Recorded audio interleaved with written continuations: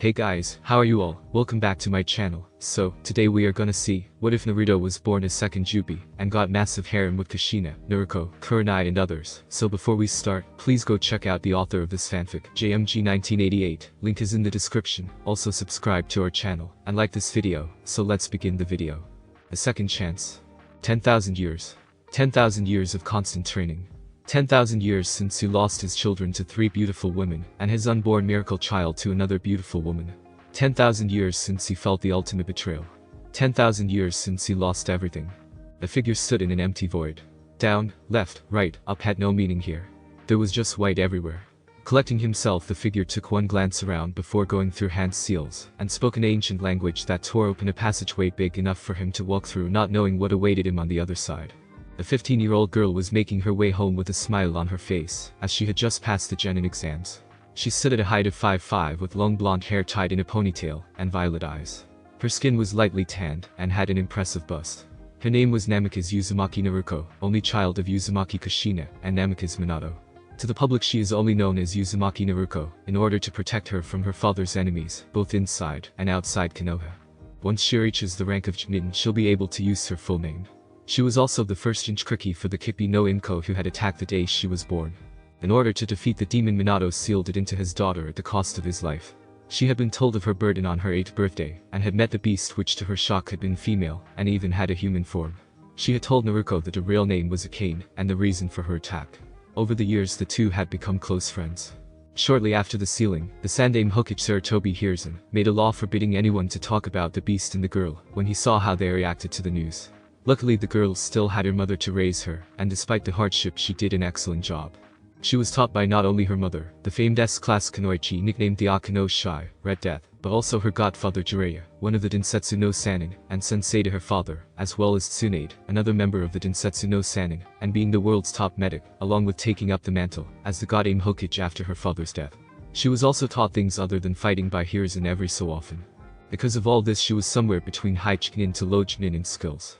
However, she took to heart when she learned that a ninja's most important weapon is deception, which is why she was the dead last at the academy. She just hoped she wasn't paired with Sasuke or any of his more hardcore fangirls. She was just passing the Hokage monument when she collapsed to her knees, as an incredible amount of pressure suddenly appeared. As she looked around she noticed she wasn't the only one. Everywhere she looked, civilians and ninja were collapsing to their knees or just outright passed out. She finally was able to stand up when she lifted her head, and saw a bright white light that was coming from the top of the monument. Stealing her nerves she headed towards it. Naruko wasn't the only one who spotted the light. Shinobi and Kunoichi from all across the village were racing towards it. As Naruko reached the top she spotted her mother, Jiraiya, Tsunade, Hiruzen, as well as at least 100 others up there, including all of the clan heads and their heirs. She was brought out of her thoughts, as the light got smaller until it was about 7 feet tall and 5 feet long. She gulped as she spotted a black spot in the middle of the light, as it got bigger and bigger until she and everyone else could make some kind of form out of it. This power, it can be possible, she heard Akane mumble. Akane-chan, what's going on? You felt this kind of power before? Naruko thought. Yes, but it shouldn't be possible. This is the power of the Juubi, but how can it exist when we are still separated, as 9? What disturbs me more is that it's different from before, like it's been tamed. Akane thought back in a tone Naruko has never heard from her before. Naruko paled at that. One of the things Akane told her over the years was how the bitch came to be, and the thought of her facing a being with that much power terrified her. She was brought back to the current moment when the figure stepped out of the light. Everyone's eyes widened at what they saw. The first thoughts were those of Yondaime-sama, sensei, Minato-kun, and father. The figure did indeed look like the Yondaime Hokage Namikaze Minato, although once people got a better look they spotted a few differences. He was a bit taller, standing at 6'3", and while he had the same color and style of hair, as well as the same blue eyes, they noticed his eyes had slits in them.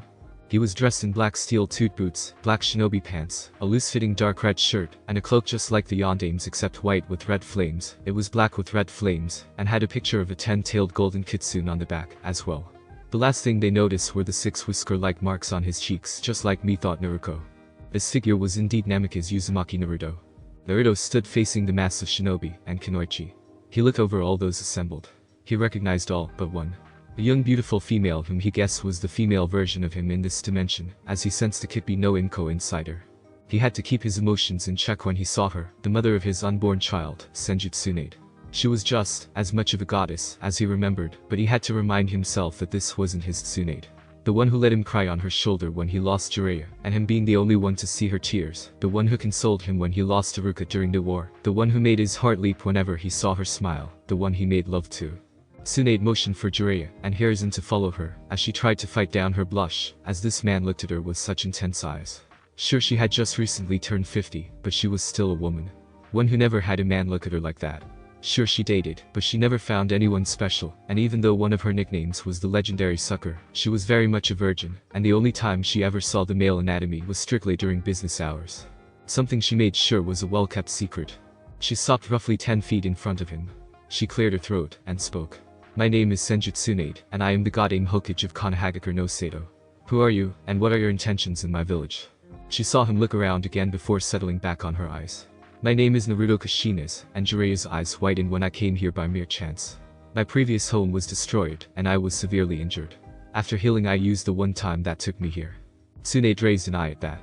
She heard running, and turned her head slightly to see Naruko say something to Kushina. His eyes widened. Seeing her ask what she assumed a question, as Naruko nodded her head, Kushina came running toward her. After repeating what Naruko told her, her eyes widened, as well before she herself looked towards Naruko, seeing her nod again. Turning back to the man she spoke to again, tell me Naruto. What was the name of your home that was destroyed? Also, why does one of my most trusted kunoichi believe you have something that shouldn't be possible, as they are still separated? She saw him tighten his fists when she mentioned his home, then stiffen at the last question. She saw him shoot a glance toward Naruko before lowering his gaze toward the ground. Looking back up, Naruto spoke. I'll tell you if you agree to my terms. First, I want you to send your ninja at least 50 yards away, except the ones I wish to stay. If they are not here, then I will wait till they arrive unless they are out of the village at the moment. Secondly, what I say stays between this group. I will allow you to summon Gamabunta, Kasayu, and any others you wish. Finally, I would like for whoever knows the strongest privacy amongst your group to place one up, as I'm sure you'd not want me making any hand seals. Seeing no immediate harm, she agreed to the terms. After asking for who he wished, she tasked sending for those who weren't here. Once they arrived, she ordered her ninja at least 50 yards back, when she had to have escorted away. Someone Naruto severely didn't wish to see if the light-killing intent leaking from him was an indication. Then she nodded toward Jiraiya, who put up the strongest privacy he knew. Now within the confines of the jutsu was Naruto, Tsunade, her apprentice Shizune, Jiraiya, Sarutobi Hiruzen, Uzumaki Kushina, Uzumaki Naruko, Sarutobi Asuma, Hada Kakashi, Iki Kurenai, Maidogai, each of the clan heads with Uchiha Mikoto, as the Uchiha clan head, Inyazuka Hana, Mitarashi Anko, Yuzuki Ikao, Morino Ibiki, and the only civilians Ichiraku Tuchi, and his daughter Aim. Going through hand seals, Tsunade summoned the boss of the slugs Kasayu, Jiraiya summoned the boss of the toads Gamabunta, as well as Fukasaku, and Shima, two powerful sage toads. Hiruzen summoned the boss of the monkey clan Enma, Kushina summoned two toads the same size, as Gamabunta called Gamakin, and Gamahiro. Hada Kakashi summoned his personal pack of Ninkin, with the leader of the pack, a pug named Pakin. And Mitarashi Anko, one of the late arrivals, summoned one of the biggest snakes she could, that was easily 5 times her size. The first to speak amongst the summons was Fukasaku. Jiraiya-chan, you have the worst sense of timing. A powerful being has entered our dimension, and it has caused chaos amongst the summoning world. If that's not enough, the Great Toad Sage has said that the prophecy he told you is no more, and that a new one is in place, but refuses to say what it is. Jiraiya was left speechless, as was everyone else, as their own summons nodded or hissed in agreement to the small toad. I believe the source of all of this is the man in front of us speaking, Hiruzen. At once all the summons looked at the figure before Fukasaku, and Shima gasped, impossible. How can this be? How can he have that power? Shima managed to get out. What power? Questioned Kushina. The power of the Juubi, replied to Fukasaku, staring at Naruto. He could sense the unfathomable power coming from this man, and he was barely able to keep his body from trembling. What the hell is the Juubi? I thought there were only 9 Bijk, with the Kikbi no Imko being the strongest, and the snake user Anko. All 9 Bijk were once one being, known as the Juubi. Its Akio was so massive, and overwhelmingly fell, and potent enough that it brought total despair and destruction to the world, Fukasaku stated, then was cut off by Naruto. But then a man appeared.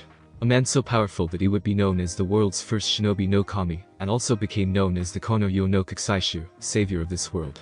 This man was the Rikiden Sennin. Everyone's eyes except the summons widened at this. Ignoring them, Naruto continued. In order to protect the world from the Juubi, the sage developed a new technique. The sage was able to use this technique to seal the beast into his own body, allowing him to harness and control his terrifying power, and making him the first Jinchuriki. Though he had successfully sealed the Juubi, its power was so great that the seal would break after the sage's death. Aware of this, the sage used the rest of his strength to divide the beast's power into 9 parts, which would become known as the Bijk. He then used a special to seal the Jubai's remains and send them into the sky where no one could ever reach them, thus creating the moon. Taking a pause, Naruto looked at them. Each had their mouth open in shock. He looked at Fukasaku. Would I be right so far, Fukasaku? Fukasaku nodded before he snapped his head up to look at him.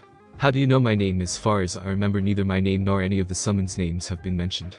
Naruto gave a small smile that I'll tell you when I'm finished with my story. Now, as many don't know, the sage had two sons. The eldest was born with the sage's eyes, the powerful chakra and spiritual energy. The youngest was born with the sage's body, the willpower and physical energy. On his deathbed he chose his youngest to be his heir. Angered over this, the eldest son attacked his younger brother. The eldest son would go on to establish the Uchiha clan, and the youngest would establish the Senju clan, with both clans continuing this fight. Over the years, two new clans would emerge. Members of the Uchiha clan would have a mutation in their eyes, and would leave to establish the Hika clan, while certain members of the Senju clan would develop unique chakra that would grant them incredible longevity, and would leave to establish the Uzumaki clan. Kurenai, the red-eyed beauty, spoke up. Wait a minute. You mean to tell me that each of these clans is related to the Rikiden Sennin, and that all four now live in Konoha? Naruto nodded at her. That would be correct. I was just as shocked as you were when I learned of this. Of course, I also found it slightly amusing that a majority of the clans either dislike each other, or have even outright tried to eliminate the other.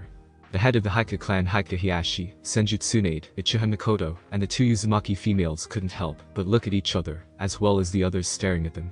Tell me, Jiraiya, have you heard of an organization called Akatsuki? Naruto inquired from the Sannin. Jiraiya froze as he heard that. He had indeed heard of the name, but knew little of them despite his spy. I see from your reaction you have. I will tell you their goal.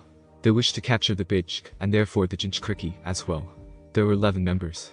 Deidara of Iwa, the immortal Haiden of Yugakure, Hoshigaki Kisame of Kiri, Kakuzu of Taki, Sasori of Suna, Zetsu of Kusagakure, Orochimaru, who I'm sure you all recognize. Uchiha Itachi, he was cut off by a scream of "That's where you sent my daughter, you old perverts," by one Uchiha Mikoto.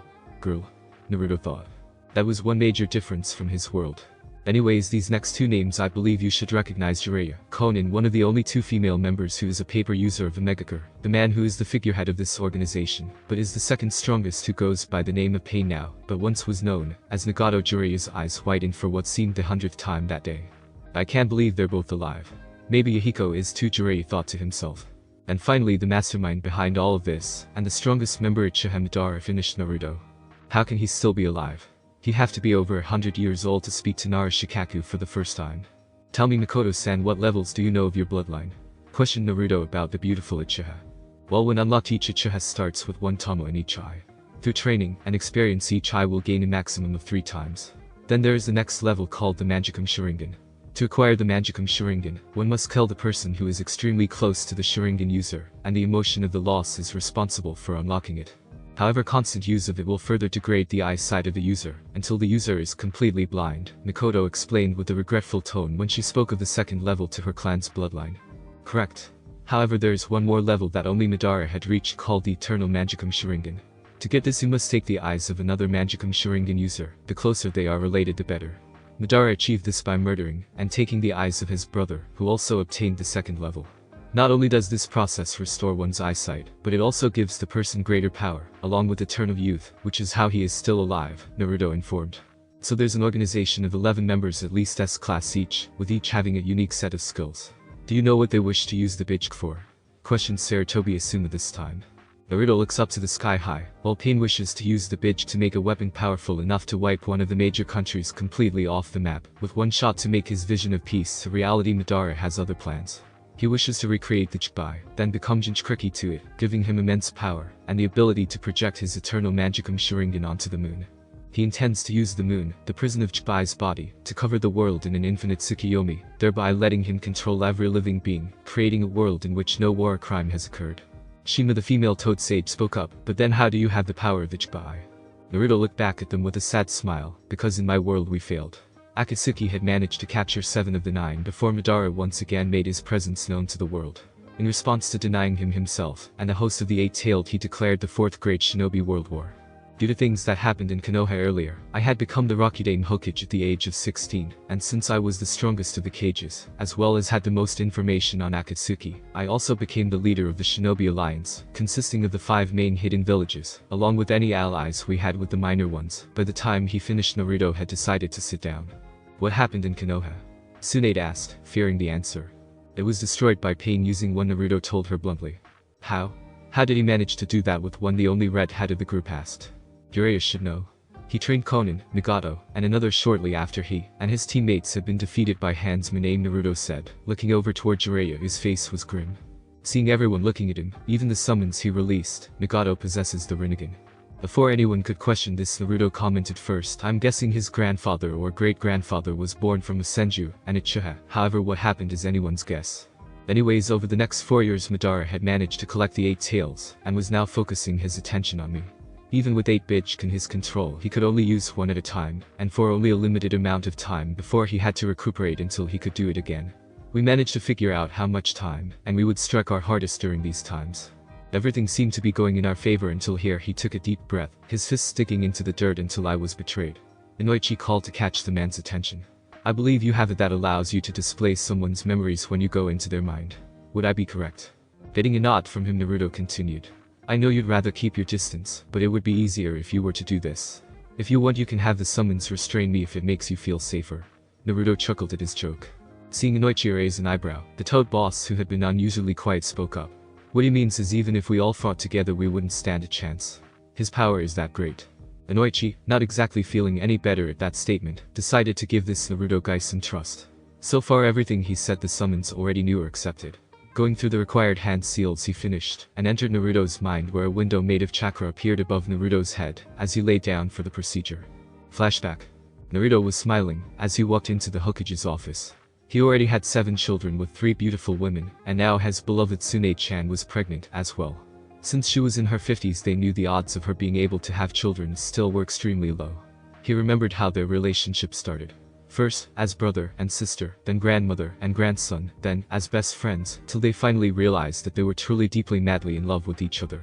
Tsunade was hesitant because of the difference in age, but he managed to convince her to give him a chance, and she never regretted a second of it. She had said she was about 2 months pregnant. They both concluded the child was most likely conceived on his birthday. He giggled as he remembered his special birthday gift his 4 loves gave him that night well into the morning. Meanwhile, Inoichi inside his mind blushed at the scene, and everyone outside did as well, with some passing out with a severe nosebleed. Tsunade and Ayam were blushing the most, and when they glanced at each other, it only intensified their blushes. Back to the memory. Naruto just sat down when the door burst open with Shizune having a look that made Naruto feel his heart was going to stop. Then Naruto-kun, I'm so sorry. They betrayed us. Shizune sobbed out as she fell to the floor. Rushing to her, Naruto hugged her. Shizune-chan, what happened? She looked into his eyes, tears running down her cheeks. Sakura somehow found out about your children and their mothers, and she told Hinata. Naruto's eyes widened at that. He remembered how she told him she loved him during his battle with pain, and afterwards he told her he didn't have those types of feelings for her. She pleaded with him to reconsider, and that she would do anything for him. He just told her he was sorry, then left her alone. After that she changed. She became unstable and cold. She mercilessly beat her father and sister, and became the new clan head. Over the years it only became worse, and she finally cracked, as Sakura knew she would when she learned Naruto was secretly married, and had children with these women. She sent all of her available branch members, and main house members, to go after his 2 wives, who were currently living in their respective countries for theirs and their children's safety. She had them kill the women while delivering the children to Madara, as Sakura had told her where he and her Sasuke-kun would be. As for Hinata herself, she personally killed Ayam after making her watch her kill her children, before leaving a message where to go. Naruto didn't move an inch. He didn't blink. Shizune wasn't even sure he was breathing. Naruto-kun, she whispered, as she touched his cheeks. When he looked at her she gasped, as his eyes were in sage mode, but instead of his eyes being golden they were completely red, as if he was using the fox's chakra. Before she could say anything he used his father's Hiraishin no Jutsu, as he had placed seals all over Konoha, as well as the elemental nations. He made it to the spot in less than an hour. On the way he smelled Sakura and Hinata along with some Hika bodyguards who were on their way to regroup with Madara and Sasuke. He didn't even give them a chance to react, as he powered a Rasengan in each hand and shoved it in the back of each of their heads, killing them instantly. Currently he was snarling at Madara, while Sasuke had that smirk. It seemed he either seemed to be smirking or sneering. Where are they? Naruto grounded out. Chuckling, Madara opened the door revealing his 5 dead children. The sight of them pushed him over the edge. One by one Yauki tails popped up behind him until he was at the final tail, the 9th. Faster than Sasuke's Magicum Sharingan could follow, his head was sliced off by a blade made of wind. Madara simply stared at the headless corpse before using that annoying space-time ninjutsu of his to avoid Naruto's attacks. Yes, let the fox's power flow through you. Then I will be able to suppress it, and finally complete my dream. He laughed in his head, and that's exactly what he did. Naruto, out of his mind, was unable to resist Madara's Sharingan, and was defeated. When he woke up, the process was already on its way. He felt pain in every cell in his body, as the fox was being removed from the seal. Once finished, he watched helplessly, as he lay there dying, as Madara welcomed the second coming of the Juubi. Unfortunately for Madara, human bodies aren't meant to handle Yauki, especially that amount. The last thing Naruto saw was Madara's body exploding before a white light enveloped him. Where am I? Naruto thought, as he opened his eyes. Suddenly everything came back. He broke down. He had lost his children. He had lost everything. He simply floated there in the white void. He had no idea how long he was there until a voice woke him. Is this why my descendant has been reduced to? Where is this will of fire I heard so much about? Turning his head, Naruto's eyes widened at the figure before him. He had long, spiky hair flowing backwards, in a style similar to Uchiha Madara's.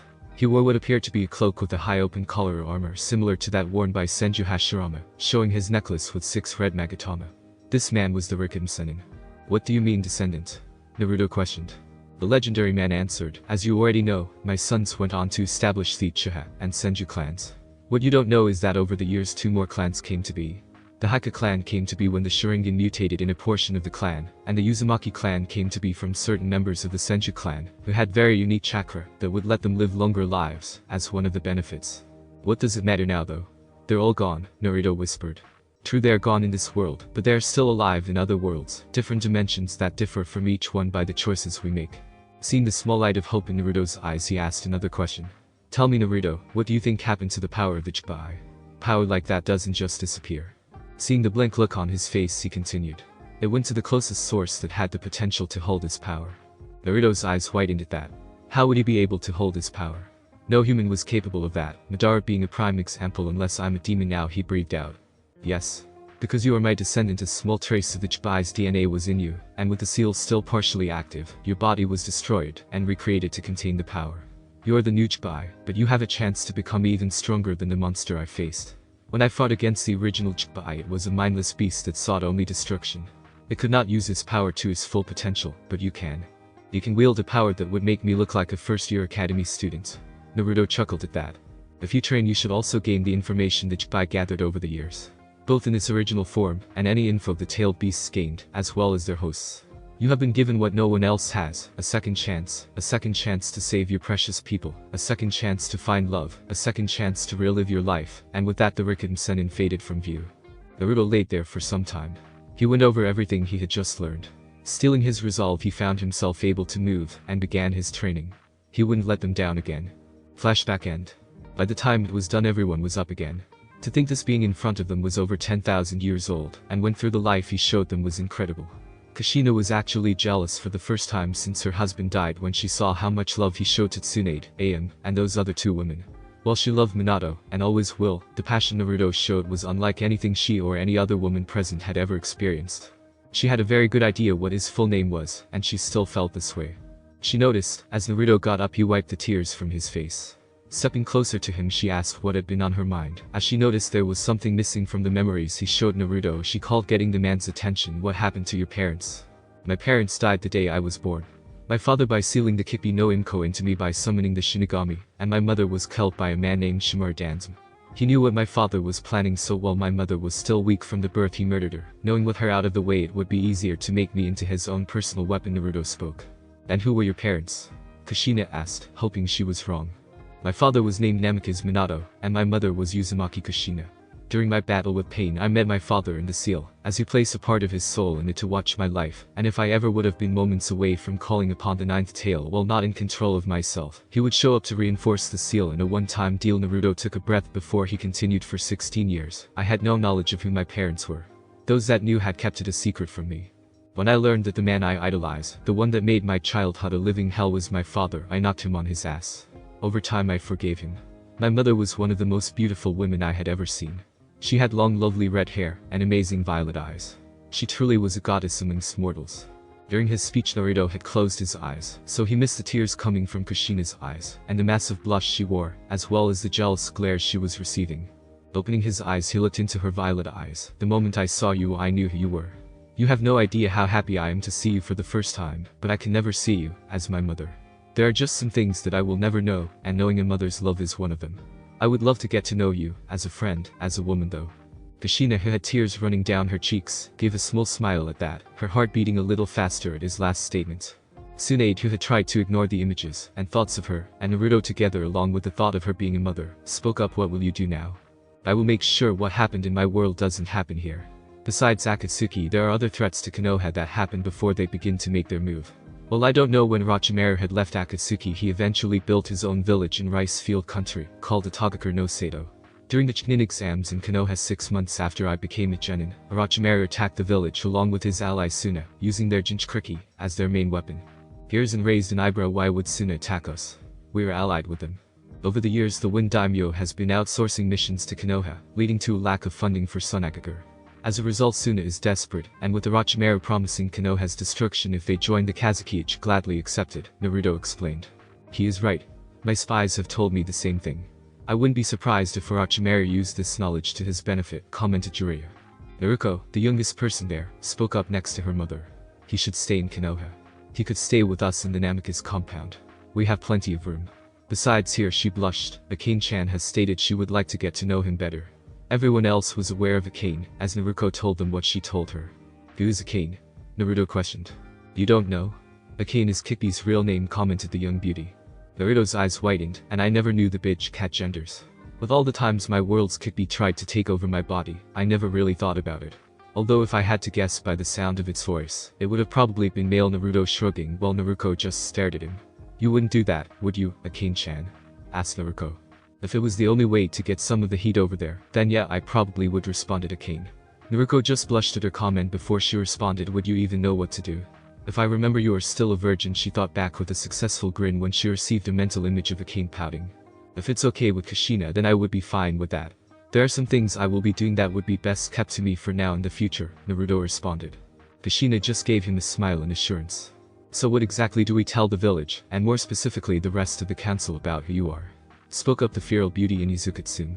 Naruto just shrugged and said that my name is Namikaze Naruto, and that I'm a long-lost cousin of Minato's. If I remember correctly, male Namikazes are pretty similar in looks, and I do have both Namikaze and Uzumaki blood running through me, so I can open any necessary blood seals, even though I'm a demon now. Hiruzen nodded. If that'll work. The only problem will be the civilian council, as they will demand something from them. Each of the clan heads groaned at that, knowing it was true. Well, I solved that problem by killing off the elders, and the civilian council, most of it anyways, Naruto commented, getting white eyes from everyone. What? After I learned that bastard Danzum killed my mother, I sent some of my trusted people to go through everything he'd been up to. They found stuff dating all the way back when the Sandame was just starting his reign. He was also partially responsible for Akatsuki, as well as Handsome promised to support Danzum in his plan to rule Konoha if he and his root aided Handsome in his fight against the rebels in his country, led by Yuhiko, Konan's, and Nagato's best friend since childhood. In the end, Yuhiko died, and Nagato killed the entire enemy force except Danzum, who was able to escape with the loss of an arm and eye. What about the rest of them though? Questioned Hiruzen. If what Naruto said was true, then that could explain Danzum's injuries, as he obtained them around the same time as the Danzum from Naruto's world. They were all corrupt. Your former teammates had been siding with Danzum long before the Yondaime came into power. They had been using village funds to fund his so-called disbanded root program. He had also been bribing the civilian council to make them vote on his side, but what they seem to forget is that this is a ninja village first and foremost. The civilians came here asking for protection. This village is not a democracy, but a dictatorship, with the Hokage being the final say in all matters. Anything they did concerning the village without the Hokage's consent is considered treason, and the only punishment for treason is death. By the end of his speech, they were all moved by the passion in his voice. Tsunade smiled. That I can't wait till the next council meeting, she thought with a smirk. Hiruzen smiled, as well as this man, while thinking, damn, I wish she was here 10 years ago. Looking up at the position of the sun, Naruto sighed. We've been up here for almost 2 hours, and I don't know about you, but going without food for over 10,000 years has made me hungry. I could definitely go for some ramen. He paused before looking at Aim and Tucci. If that's okay with you too. I would understand if you're a little freaked out over everything. Looking at her father, they seemed to come to a silent agreement before she responded with a slight tinge to her cheeks. Well, it will be awkward for a while. You are welcome at Ichiraku Ramen anytime. Naruto smiled before he bowed before them, shocking them and everyone else. Turning to Tsunade, he said, there is more I am willing to tell at the moment, but it'll be easier if I just write it down instead of speaking for hours. Nodding her head, she decided to finish things up for security reasons, even though he probably knows everything about Konoha as a Hokage and could wipe as all out with one finger. For now I'll have Kakashi, Kurenai, Asuma, and Guy, along with anyone else who wishes, be your escorts for today. I'll stall the council meeting that I know will happen for 3 days. By then we should have things a bit settled down. Before she could dismiss everything, Fukasaku spoke up. You never did tell us how you know of us or how you managed to defeat Pain. That caught everyone's attention again, as they looked at Naruto for an answer. That simple, I became a sage, even surpassing Nirosenin. Getting wide eyes from the toads at the sage part, and confused eyes at the second part, Naruto chuckled. Sorry, force of habit. I'm assuming Jiraiya in this dimension is still a self-proclaimed super pervert. He assumed it was correct when everyone started laughing at that except Jiraiya, who was fuming. Wiping her tears, she dismissed the summons, and had Jiraiya lower the privacy, making him promise to not cause too much trouble. She, Hiruzen, and Jiraiya left for the Hokage Tower, after dismissing the nuns who were outside the. Thinking of all the paperwork she knew this was going to cause. Halfway to the tower she stopped, and mumbled to herself, I forgot to ask if he knew any secrets to defeating paperwork. Watching as Tsunade and the others left, Naruto turned his attention back to those still present. So how do you want to get there? Walking through the village might be a bad idea at the moment. I suggest using the Shunshin no Jutsu to get there quickly. Of course someone will need to take Tuchi and Aim with them. That sounds reasonable, commented Asuma. Then I'll take Aim and Tuchi with me. Besides the 4 Tsunade assigned as his escorts, everyone else is free to do what you wish. If you wish to accompany us, meet at Ichiaku Ramen, spoke Kushina as she walked over to the 2 civilians. Nodding their heads at her, everyone left the Hokage monument. A large plume of smoke suddenly appeared in front of the small restaurant, scaring the shit out of a lot of civilians. Once it cleared, the only ones missing from the group were the Inoshikacho trio, Hiashi, Shibi, Ibiki, and Naruto. Looking around, Itgao said, where's Naruto? Damn it. Don't tell me we already lost sight of him, exclaimed Denko. In here, came a voice inside the stand. Walking in, they saw Naruto sitting on a stool. Seeing the gobsmacked looks on their faces, he responded, what? I'm just really fast. Blinking at that, they slowly made their way in, sitting in various spots. Naruko ended up sitting to his right, and Hana to his left. Soon, Mikoto and Kushina shared a table. Kurenai, Anko, Shizune, and Itgao shared one, while Kakashi, Guy, and Asuma sat together at another table. After ordering, everyone started their own conversations that would usually involve Naruto one way or another. Finishing with the noodles in his mouth, Naruto glanced to his right, so Naruko right. Getting a nod from the girl, as she ate a ramen, he continued, I see you have a hit I ate. How long have you been a Kunoichi? Smiling proudly, she responded, yup. In fact, I just graduated today. I was on my way home when you showed up. Naruto raised an eyebrow at that. Well, congratulations, I guess. Has 15 always been the graduation age? I can tell you're exceptionally strong for your age without using a Kane's power, so I find it hard to believe you were held back. Actually no, responded Hana. Turning his attention to her, she continued, it used to be 12, but about 5 years ago they upped the graduation age to 15, since so many genins were dying fresh out of the academy. How old were you when you graduated? Commented Shizune. Turning around in his stool, he responded, I was 12. I was even the dead last of my class. To be honest, Naruko is stronger than I was at her age. Well, I had more raw power, I didn't have the necessary control over it, but she does. Pausing, he smiles a bit. I remember on the day of my test, I managed to paint each of the faces on the Hokage monument in broad daylight, wearing an orange jumpsuit, and I wasn't even noticed until I started banging the paint cans together. Lead a team of Anbu, and several Genin and Shinin for an hour before being caught by Ruka. Everyone was picturing that image in their head, and couldn't help but laugh. Who were your teammates? Questioned Kakashi once everyone calmed down. Naruto sighed, I was put on Team 7, and well, I won't say who my teammates were, even if you can probably use what you know to figure it out. My Team 7 failed like the ones before it. Kakashi, and the other veteran nuns who knew of the history of Team 7, stayed silent at that. They were all pretty sure Sasuke was at least one of his teammates, but were unsure who the other was. What will you do with those 3? Questioned Mikoto in a summer voice. Naruto remained silent, staring at his bowl before answering. When I saw him when I arrived here, I'm sure you all felt the killing intent I was unleashing, even if it was subconsciously. I know that they aren't the same ones from my world, that I can't place their sins on them no matter how much I want to, but a part of me will always wish them dead.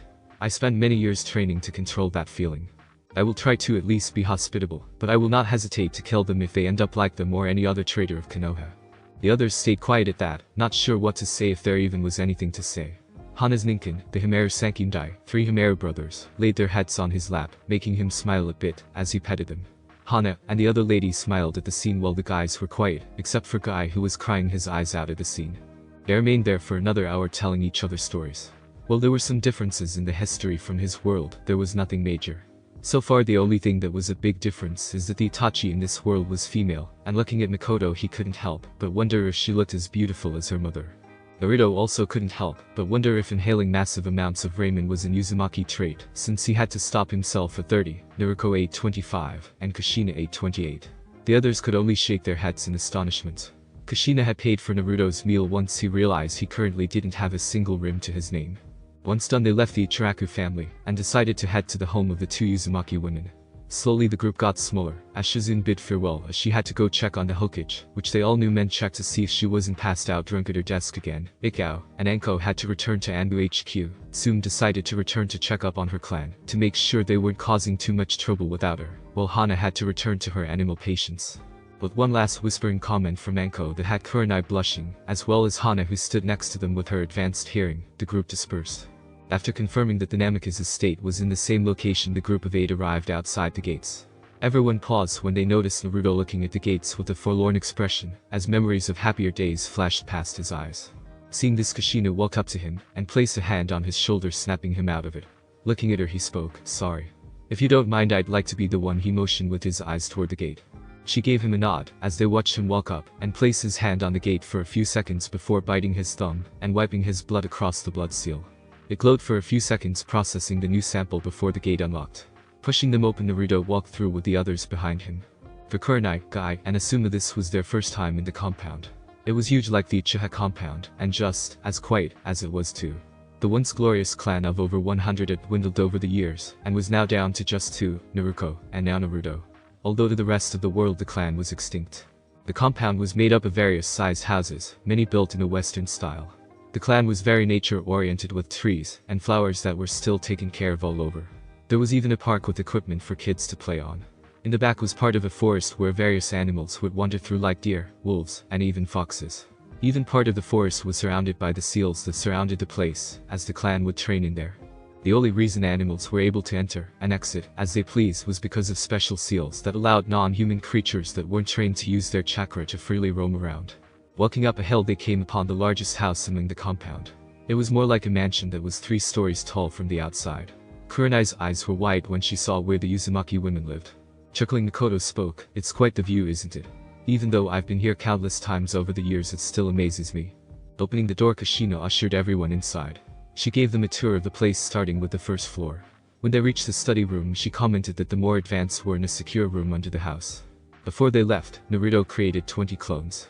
Seeing the curious expressions, he answered, "I created them to read over any books and scrolls you had pertaining to the history of this dimension. As some of you might not know, a Kage Bunshin learns when dispelled is transferred back to the original, making it invaluable for things like scouting and even training." After his explanation they left the clones and continued the tour. The second floor consisted of bedrooms. When they went up to the third floor they discovered the entirety of the floor was for the clan head and their spouse. It had its own kitchen, private study, living room, a large bathroom with an equally large tub and shower. Once heading back downstairs they made their way to the training area, where Guy was drooling over all the different types of equipment, while Kurenai had stars in her eyes when they passed the onsen outside.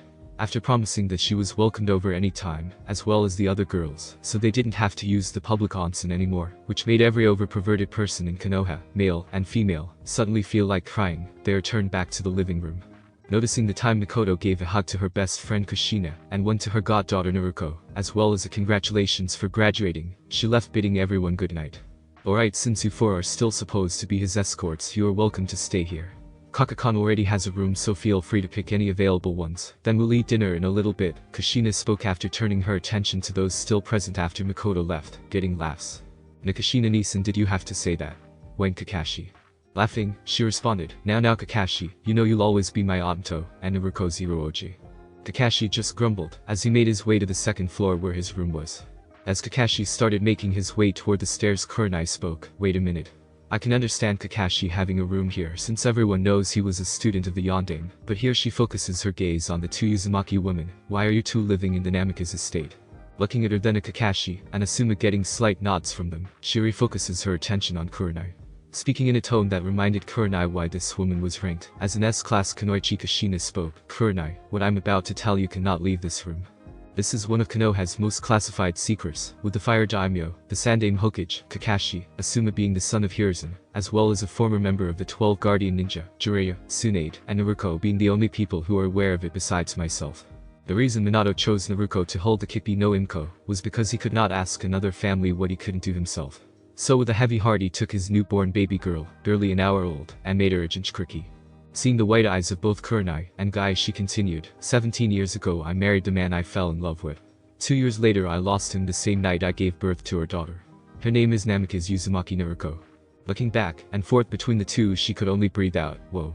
As you can imagine, with the number of enemies between Minato and I, we needed to make sure this secret isn't revealed until the time is ready, which will be when Naruko reaches the rank of genin, where she should be strong enough to protect herself.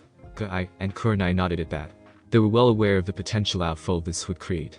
Once done, Kurenai, Guy, and Asuma followed Kakashi upstairs to the second floor, as well to pick a room. Watching them leave, Naruto sat on one of the couches with his head laid back and his eyes closed. He felt someone sit down next to him, and by their scent, as well as the two different energy signatures, he knew it was Naruko. Meanwhile, Naruko was having an inner conversation with her tenant. Why do you want to meet him so badly, Kane-chan? Because behind the gods he is the strongest being in existence. As a demon, when looking for possible mates, power is a major factor. Also, the fact that he is a stud and a fellow demon is a definite turn-on. If he ever does take a mate again, he'll probably take more than one like his previous life, and since demons aren't as picky as you humans, he'll probably have more than just 4 this time around, responded the vixen. Don't you think it's a little early to be thinking that? I mean, he had children for Kami's sake. Wouldn't it be good if we gave him some time? Questioned Naruko. Naruko-chan, he's been alone for 10,000 years. Well, he will never forget those that he's lost. I can tell he won't reject you or anyone else that he is interested in. Me? What are you talking about? We just met him. Naruko, you know you can't hide things from me. I know you have feelings for him, even if they are just mostly physical at the moment. I also know that the other females that were there also are physically attracted to him, and him to them. Just because I'm a virgin doesn't mean I'm oblivious. I have flirted here and there over the years. During their conversation, the others had returned from upstairs. Kushina told them to go into the living room while she made dinner. Glancing at the young woman next to him, Naruto decided to help Kushina with dinner. Cooking was something he enjoyed, and he was told he was very good at it. Offering his seat to Kurenai, she smiled at him as he headed towards the kitchen. Walking in, he spotted Kushina humming while wearing an apron that had "One Hot Mama" stitched on the front. He chuckled, catching her attention. "Oh, Naruto. How can I help you?" she asked while blushing. "I've come to offer my services. I've been told my cooking skills are superb," he commented with a smile. Smiling at him, she agreed. Kushina found herself immensely enjoying having Naruto in the kitchen with her. He would make her laugh when he told jokes and made a show preparing the food. Naruto was also enjoying himself. He was surprised, but pleased at how comfortable he was around Kushina. He loved hearing her laugh. Once dinner was ready, they sat at the table. Ironically, Naruto ended up at the head of the table with Kushina and Naruko on the opposite sides of him. Naruto smiled slightly as images of his wives and children appeared. "Naruto, I was wondering, since you said you were a demon, if you had a demon form?" Kurenai questioned. The others thought of him too as they looked at Naruto. "Well, I do have a demon form like the others. Currently I'm in my human form, next is the form which is my human form with certain additions, and finally I have my full demon form which is various sizes. In my largest form I would say I would be a bit bigger when a cane attacked," informing Naruto. "What kind of demon are you?" questioned Asuma. "I can show you my form if you wish," Naruto stated with a grin. He was looking forward to this, as no one had seen his other forms yet. Getting a nod from them, he grinned and stood up. Backing up a couple feet, he started to glimmer until his new form appeared. He looked like his human form, except now he had 2 blonde fox ears, and there were 10 long fluffy fox tails waving behind him. "Kawaii!" shouted a king. "I can't believe he's a kitsune. This is destiny," she squealed. Of course, Akane wasn't the only one gushing over him. Kushina, Naruko, and Kurenai had surrounded him, petting his ears and tails, making him purr, and they giggled. "If you would excuse me, ladies who are very sensitive." Blinking at that, they stepped back only to notice the obvious bulge. Seeing this, they blushed and quickly apologized. Coughing and readjusting himself, he continued, "Anyways, as you can see, I'm a kitsune demon. I figured this was because of me holding my world's Kikbi. Although I would have assumed you might have contemplated that I was a kitsune with the picture of the 10-tailed golden kitsune on my cloak." Seeing the blank faces, he responded, "You forgot that detail, didn't you?" "Yes, well, a lot has happened," Naruko responded, laughing nervously. "I suppose," Naruto shrugged. "As for my kitsune form, seeing as my largest form would be a bad idea, I can use my smallest form." Once more he started to glimmer until his figure got smaller and smaller. When it was over, a fox no bigger than 2 feet with golden-colored fur and a single tail sat in front of them, sitting on his haunches. With a yip, he was once again glumped by the ladies. He started licking their necks and cheeks, making them laugh and giggle. Meanwhile, Kakashi, Asuma, and even Guy were silently muttering curses under their breath. Eventually, it came time to call it a night. After promising he wouldn't leave the compound without his escorts, they bid each other good night. The next morning, Naruto stayed at home with Kushina while the others left. Naruto had a good idea who Naruko's teammates were going to be when she mentioned she was the dead last, and Sasuke was Rookie of the Year. When Naruko arrived at the academy, she was unsurprised, as the main topic was the events that happened on top of the Hokage monument yesterday. When she entered her classroom, she was hounded with questions from the clan heirs, since they knew she was one of the people who stayed. Look, I can't answer any of your questions, as the Hokage has made the events that transpired classified, Naruko explained. Before anyone could further question her, Ruka walked in. Take your seats, and we can begin. Seeing them sit down, he continued, alright, usually I'd give you all some grand speech about serving Konoha, but I am tired as hell, so I'm just going to skip the team placements. Naruko, and everyone else sweat dropped at that. Looking at the list in his hands, Naruko began. Team 1 consists of no-name number 1, no-name number 2, and no-name number 3. Team 7 consists of Uchiha Sasuke, Haruno Sakura, and Uzumaki Naruko. He was interrupted by multiple fangirl shouts, and one large thud, as Naruko's head hit her table. Your sensei is Hada Kakashi here. Naruko smiled. Team 8 consists of Haika Hinata, Inuzuka Kiba, and Abiram Shino. Your sensei is Iki Kurenai. Since Team 9 is still in circulation, Team 10 consists of Yamanaka Ino, Narushikamaru, and Akamichi Chijai. Your sensei is Saratobi Asuma. You will all wait here until your sensei arrives. Congratulations, and good luck. Once Naruko left, the class erupted into chatter once again. Slowly, one by one, the teams left with their sensei. 2 hours later, Naruko was currently reading a book on Kenjutsu, as she ignored Sakura's ranting on where their sensei was, and her pathetic attempts to get Sasuke to talk to her. She never saw what the other girls saw in Uchiha. Besides her, Hinata seemed to be the only one who wasn't fawning over him. Sensing Kakashi approaching, she put away her book as he entered the door. Looking at them, he said, meet me on the roof, before disappearing in a puff of smoke. Show off, Naruko thought, as she and the others made their way to the roof. A few hours later, she returned home and found her Akasan in the back watching a shirtless Naruto surrounded by about 100 other shirtless Narutos. Suddenly, at once, they all attacked. She was barely able to keep up as he evaded and destroyed each clone one by one with just a jutsu. Finally, in less than 2 minutes, all that remained was him. She couldn't help but stare at his Adonis-like body with the well-sculpted chest, pecs, arms. Hell, everything was drool-worthy. Amazing, isn't it, Naruko-chan? He started with over 1,000, and in less than 10 minutes destroyed each and everyone without even being touched, commented Kushina. How much do you think he was holding back? She questioned, looking at her Akasan. That was less than 5% of my power, commented Naruto, as he walked over to them. Grabbing the towel that Kushina handed him, he smiled and thanked her as he wiped his face and placed the towel around his neck. So how was your day? He asked with a grin that sent a small pleasurable shiver up the spines of the 2 females in front of him, well, 3 counting a certain vixen. Getting over it, she gave him a pout. You knew he was going to be my teammate and didn't even warn me. At least Kakashi is my sensei. Laughing, he wrapped an arm around the waist of both Uzumaki women and pulled them into him, so their heads were resting on his shoulders. That made them blush, and walked the trio into the house. As he spoke, well, I was 99% certain of who your teammates were going to be. I would have ruined the surprise, and that would have made you even more unhappy, as you would be brooding, and that look doesn't suit your beautiful face. Plus, I don't wish to see you or anyone else precious to me unhappy. Blushing at his compliment, she looked up as he sat them on one of the couches, their heads still on their respective shoulders, bathing in the warmth he gave off. Precious. But we have barely known each other for 2 days.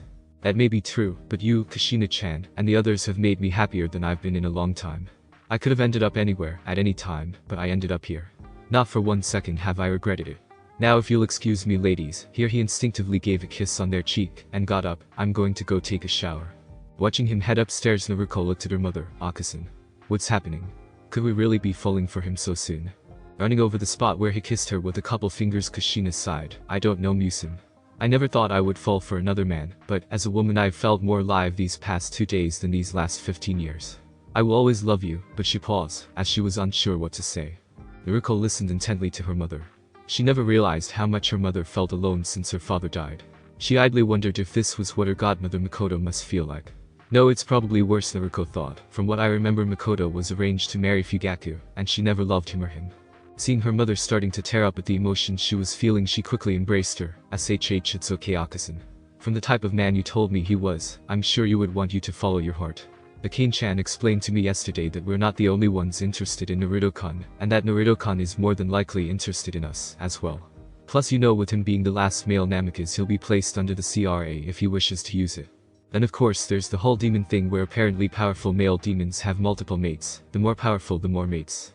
Kushina stared at her daughter, blinking. Since when did you get so mature over something like this? Blushing, she responded. Akane-chan made sure I understood the situation before I decided if I wanted to go through with it. Man, if those stupid fangirls knew that Sasuke team falls under the CRA as well, maybe life during the academy would have been more bearable. Laughing at that, both Uzumaki women felt a bit better. Gaining a mischievous grin, Kushina spoke. So when was it, Kan-yusun? Blushing under her mother's grinning form, she responded. Since when were you Kushina-chan to Naruto-kun? I think you're the first woman he's called that. Kushina blushed as she realized that. She was truly thankful for Minato that he gave her this wonderful daughter of theirs. The next day was uneventful, as Naruko had her test with Kakashi. She quickly realized from the start that the purpose behind the test was to use teamwork, but of course the almighty Uchiha refused, and his loyal bitch followed, even though he wouldn't work with her as well. Once time was up, Kakashi tied up both Sakura and Sasuke, and warned Naruko to not cut them loose before handing her a bag of food and leaving. Sighing, as she really didn't want to be teamed up with these two, but didn't want to wait longer at becoming an official genin, she cut the two loose, and shoved a box of food in each of their hands, simply saying, "Shut the fuck up, and eat." Before they could respond, Kakashi reappeared, making Sakura scream out in fright, throwing her food in the air where it eventually came right back down, and all over her head. Naruko had to stuff her entire fist in her mouth to keep from laughing out loud. Kakashi grinned behind his mask. That was a better response than he could have hoped for. Congratulations. You 3 pass. You can thank Naruko-chan here for that. We'll anyways be here tomorrow at Training Ground 7 at 7 AM bright and early. We start our first day as Team 7 then. Of course they didn't actually pass, but he didn't want to wait to take Naruko as a student any longer, especially with the dangers they were now aware of. Placing a hand on her shoulder, they left in the always stylish Shunshin no Jutsu. Yeah, pretty much an uneventful day. The next day found Naruto once again in the back, only this time he was facing off against Kushina. She was dressed in her old Anbu attire that showed off every luscious curve on her body, as well as a bountiful bosom. She was in the advanced stance of the Uzumaki Kenjutsu style with sword in hand. Seeing him ogling her body, she felt a smirk coming to her face. Are you finished checking me out yet, Naruto-kun? Seeing him blush, a smirk quickly came to his face. No, but I don't think any person would. Not expecting this, she blushed as well before rushing in. Countering her attack with an attack of his own, she ducked and spun around, attempting to cut his legs. Jumping back, he raised his sword and charged once more. This continued for 20 minutes as they went back and forth. Kushina knew he was holding back, but she still felt great as she was pushed to her limits and beyond. Once it was over, she fell, sweat running down her forehead, as well as the rest of her body, making her suit stick to her body. Looking up, she spotted Naruto approaching with a bottle of water and a towel. Sitting next to her, he handed them to her, getting a thank you. Lying on his back, he watched as she drank from the bottle and wiped her face. Laying back herself, she watched the clouds pass by. You know, Naruko has feelings for you. She isn't the only one either. Somehow you've gained the attention of every woman that was up there that day, me included. I don't know if you're ready for any relationship or even int. She was unable to continue. I was worried at first, but when I realized that all it did was speed up the process of us confronting each other, I was relieved. I don't think I could have waited years, as our relationship grew to the point we finally confessed to each other. Kushina listened as he explained what happened. While she was a little upset at first, she did have to agree that she probably couldn't have waited that long, as well, or any of the others. If we do get to the point of becoming lovers, I'd mark you as my mate. Turning you, and any other human I've chosen, into a demon, as well, he spoke, as he placed a hand on her cheek. She closed her eyes, as she embraced his warmth. Was she willing to become a demon? She wasn't sure, but she was willing to give this a try. Opening her eyes, she smiled at him. It was an interesting conversation when the others came back, and Naruto told them what he told Kushina, and that they were officially dating. Naruko was a little sad that she didn't get Naruto first, but she was willing to try it as well. Besides, before Naruto arrived, she was told once her heritage was revealed, she would be unable to leave the village until she gave birth to a male heir, so he could eventually restore the clan. But now that Naruto was here, it would be up to him if he accepted the CRA. Kurenai was unsure what to do. Naruto just told her to take her time and come to grips with her feelings, but even if they didn't end up together, she was still one of his precious people. Of course, it only strengthened her feelings, but she wouldn't realize that till later. Kakashi was understandably a little bit unnerved. His wife was in a relationship with a man that was technically her son, but he couldn't deny how much happier she seemed to be since Naruto arrived. Plus, he wasn't unknowledgeable that most clans usually practiced incest to keep their bloodline strong. As for Guy and Asuma, well, they just hoped Jiraiya would get some very juicy research for his next book. Yes, even Guy read Ichivicha, for the story of course. Finally the third day arrived. Jiraiya had reappeared that morning, the first time since the event, to tell them when the meeting started, and that he would be escorting them. Since this meeting would require a number of the village's elites, Kakashi had informed Sakura and Sasuke that today's training was cancelled, along with Kurenai, Asuma, and Guy informing their students. They had decided to not tell Jiraiya of the relationship between the three Uzumakis at the moment, and to let him concentrate on the meeting ahead. Once the time arrived, the group of 9 disappeared and reappeared in front of the Hokage Tower. Ignoring the astonished looks of civilians and the genin guards giving Naruto, the group made their way in and toward the council chambers. Shimura Danz was a man who prided himself in his abilities to think ahead for any outcome, but when the Hokage came on that day 3 days ago, he was not prepared for what would happen next. With a fire in her eyes that he had rarely seen and thought would never see again in Konoha after the death of the Yondaime, she effectively stripped all power from the council and reminded the civilians of their place. Unlike those pests on the civilian council and his fellow elders, Mitakato Himura and Udatain Kaheru, who shouted their protests, he merely narrowed his single visible eye at this new problem. He was also no fool, for, as soon as he returned to his underground lair, he wasted no time to make sure any connections he had with the civilian council were cut and untraceable. Unfortunately, when his root agents returned, they had informed him that each and every member of the civilian council had already been detained and sent to Ibiki. He contemplated whether to leave Konoha that night, but when the Hokage had informed them that they would be notified of what happened on the Hokage monument in 3 days' time, his lust for power had made him wait until at least then, with his root in position for a hasty retreat if needed. Seeing the doors open, he, the Shinobi Council, Himura, Kaheru, what was left of the civilian council, and the other 9 in the room stood, as the Hokage walked in followed by Hiruzen. Akio-Sama, they all course. Nodding her head at them, she took a seat followed by everyone else. Good afternoon. As you can see, we have had some renovations with the council. Here she paused with a smirk when she saw Himura and Kaheru's sneer, and Dan's narrow his eye. It would seem a majority of the civilian council was corrupt. Embezzling village funds, rearranging ranks of missions that they never should have even had the right to give out in the first place, and using Konoha for their own purposes by threatening their families are just a small number of allegations we have uncovered. I also have the full backing of the Fire Daimyo, who was more than glad to see the changes. Placing her elbows on the table and locking her fingers together, she rested her head on her hands as she looked around the room. As I'm sure you're all as interested in this as I am, I believe we have a special matter that I promise to share. As everyone in Konoha, both civilians and in alike, are aware of, roughly 4 days ago a powerful force emerged from the top of the Hokage monument. Myself, Jiraiya, Sarutobi-sensei, as well as over 100 others moved to that location. When we arrived, we saw white light. A few seconds later, we were able to make out some type of figure that seemed to be coming closer out of the light. When this figure finally stepped out of the light, we were shocked to be facing someone who looked like the late Yondaime Hokage. Tsunade paused as she heard the gasps and shouts from the various people in the room. Danzum frowned when he noticed the smirk on Tsunade's face, as well as those of the Shinobi Council. Even the stoic Hayashi had a small smirk. Unleashing a small amount of killing intent to get their attention, she continued, "Well, our first reactions were the thoughts of Namikaze Minato. We learned it was not him glancing at her sensei." He nodded at her, and walked up toward the door, opening them. As he returned, he was followed by Jiraiya, Kakashi, Asuma, Guy, Kurenai, Kushina, Naruko, and Naruto. However, we did learn that he was a Namikaze. In fact, he would be Minato's cousin, as his Ajaisen was the Otanto of Minato's Ajaisen. Having already used the blood seals guarding the Namikaze estates to prove his claims, Tsunade finished. Naruto looked around, ignoring the shouts, stares, and anything else sent his way. His focus was on a man who was sitting as the clan head for the Senju clan. He looked to be 5'11" at his full height, with short sandy blonde brown hair and light green eyes. He looked familiar, but he couldn't remember his name. He was brought out of his thoughts when he heard Kaheru speak. "Tsunade-sama, are you sure you want that thing in here with us?" Tsunade glared at the old woman, while Naruto held Kushina by the shoulder. "I would appreciate it if you would hold your tongue, Counselor-san. To speak to your savior that way does not make a good impression for those who are contemplating living in Konoha." Taken aback by that comment, Kaheru settled her gaze on this so-called Namikaze savior. "Don't make me laugh. If you knew what she truly was, then you would know better. I am fully aware of what she is, and what she contains. If I ever hear you speak of her like that again, I will take my clan possessions, and leave Konoha forever. Also, I'd be careful, Counselor-san. Someone of your age could easily fall, and break their hip or worse," commented Naruto. Kaheru flustered in rage at this young man. He reminded her too much of that young fool Minato for her liking. Meanwhile, Danzum couldn't contain his smirk. Finally, someone with a backbone. If he truly is the one who emitted that power, he would be a powerful ally. "Before we continue, perhaps we should introduce each other," suggested Danzum. Nodding at him, Naruto let him speak. I am Shimura Dansum, former commander of Root. Slowly one by one they introduced themselves until it reached the man Naruto was looking at earlier. Hello.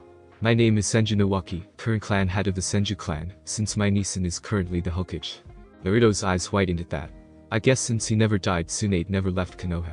Perhaps that's why she became Hokage after Minato, so soon Naruto contemplated. I don't know why you still have a seat anyways. No one from your clan has even been able to use the Shot-Eyes Mokuton Genkai, Kaharu mumbled under her breath. Nawaki and Tsunade looked at each other with a slight frown. For some reason their grandfather's Genkai never seems to appear in any of the other Senju clan members. The only other person who is able to use it is an Anbu with the codename of Tenzum, after he was the only survivor after being experimented on by Orochimaru by implanting a sample of the Shot-Eyes DNA. The Senju Genkai doesn't have the ability to use Mokuton.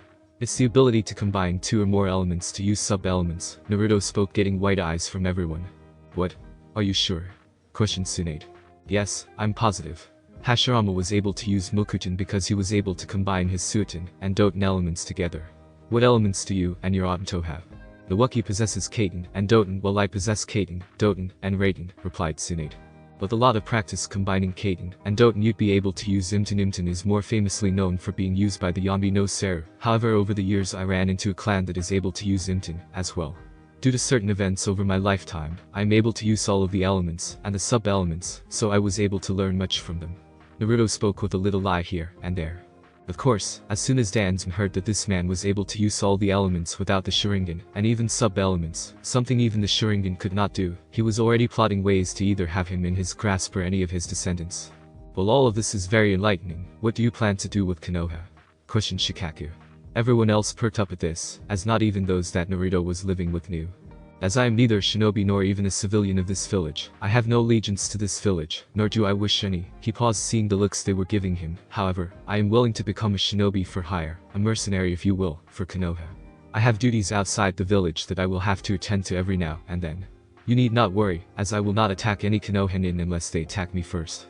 If I come upon a fight involving Konoha-nin, I will assist to a level I deem necessary. I will even let that be written in a contract. He finished, leaving those to their thoughts. We will need to see your level of skills first, of course, to determine what type of missions you would receive, spoke Kimura with a smile. Naruto narrowed his eyes on the old man. I have already shown my skills to those of the Hokage, as well as others in this room. Besides, if I remember correctly, it is the Hokage that gives out missions, not the council. He is right, Kimura. I believe I went over that a few days ago. I will agree to his terms, and I will have a contract written up in a few days, spoke Tsunade, glaring at Kimura, who sat back down in his chair. He glanced at Kaharu, and then both glanced at Dansum. They would have to talk later. Tsunade narrowed her eyes at the little scene, but let it go for now, as Naruto has revealed himself. He will also get the Namikaze clan funds, which total a third of the village's entire funds, so it would be wise to not piss him off, as we would be in economic trouble if he decided to leave. Also, as soon as word spreads of his appearance, I'm sure there will be those after his head just for being related to Minato, but they will learn that facing an amicus is never wise. Naruto, if you would please demonstrate a certain spiraling technique.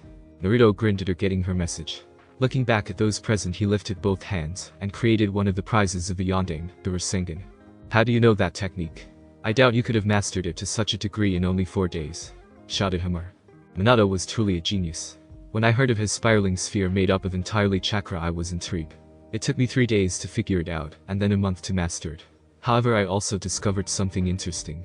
He paused, ignoring the gaping looks that he had recreated, and mastered that took Minato 3 years to do. It was unfinished. I'm guessing that Minato had planned to add his affinities to it, but he was unable to finish it. It took me a couple years, but I was able to add all the elements that I wished for to the Rasengan, and finish Naruto. Damn, I'm a good actor, he thought clearly, able to see those that didn't know the truth while hesitant, and also still believe him. Of course, getting a nod from Jiraiya for confirmation, since he was the only other known user of the Rasengan who had seen his clan. Rasen Shuriken during the flashback was able to confirm at least part of his story helped. Deciding to finish things, Tsunade spoke. I believe that everything has been told that needed to be told. As mentioned, I will have a contract between Namikaze Naruto and Konohagakure no Sato written up in a few days. As a guest of Konoha, Namikaze-sama is free to do as he wishes, as long as it's within the law. Now, unless there is anything else to be discussed, then this meeting is over. As she was about to get up and officially call the meeting over, a voice spoke up. Actually, Hokage-sama, I believe there is one more thing to discuss. Looking at the owner of the voice, she noticed it to be Dansum. Well, what is Dansum? She asked. Looking at her with a calm facade, he responded, as the last Namikaze, it would be unfortunate if he died without an heir too. Fortunately, as you are aware, there is a law in every ninja village that should a Genkai clan's numbers be reduced to dangerous numbers, every remaining male falls under the Clan Restoration Act, allowing them to take multiple wives, to ensure the clan's survival. I propose that Naruko-sama be placed under this act to ensure his clan's survival.